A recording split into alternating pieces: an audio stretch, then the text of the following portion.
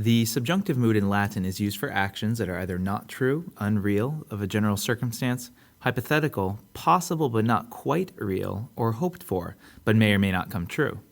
To make things easier, Latin utilizes the subjunctive in only very specific and easily classifiable uses. For example, the result of an action will use the subjunctive mood, as does purpose. Since the subjunctive mood is different from the indicative mood, the factual mood that everyone always learns first, the conjugation of verbs into the subjunctive mood will be different.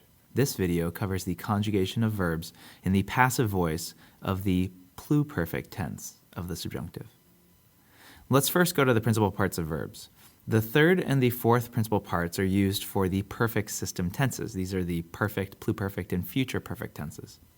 The third part is used for the active verb forms, and the fourth part for the passive ones, both indicative and subjunctive. So to conjugate a verb in the pluperfect indicative, note this is the indicative, not the subjunctive, but we're going to use our knowledge of the indicative to help us form the subjunctive.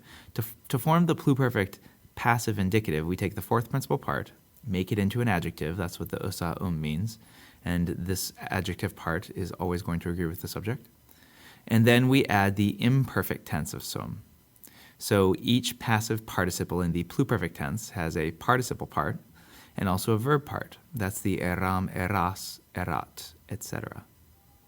The subjunctive of this is pretty basic. We make the verb part, the eram, eras, erat, etc., we make this subjunctive.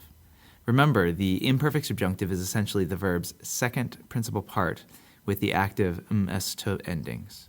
So the subjunctive of eram is essem, and remember the principal parts of sum are sum esse, fui, esses, esset, essemus, essetis, essent. Our pluperfect passive subjunctive conjugation of moneo becomes monetus aum essem, monetus aum esses, monetus aum esset, moneti ia, don't forget to plural the participle part here, essemus, moneti ia essetis, and moneti ia essent. And because this is the pluperfect passive subjunctive, deponent verbs use this as their standard pluperfect subjunctive. You often see pluperfect subjunctive verbs in conditions, more specifically the past contrary to fact, where the pluperfect subjunctive shows past actions that are implied to be not factual. So you could see something like this. Si senatores non interfecti essent, Roma deleta esset. If the senators had not been killed, but indeed they were, Rome would have been destroyed, but it wasn't because the senators hadn't been killed. Or we could use some deponents. Si faci essemus, non mortuae essent. If we had confessed, but in actuality we didn't, the women would not have died. Notice that I translate mortuae essent as the women would not have died because the participle mortuae is feminine plural, therefore it must be about women. This pluperfect passive subjunctive looks a little funny, I know, but I hope it makes sense. And that's the neat thing about Latin. Often the grammar, when it's explained rationally, just makes sense.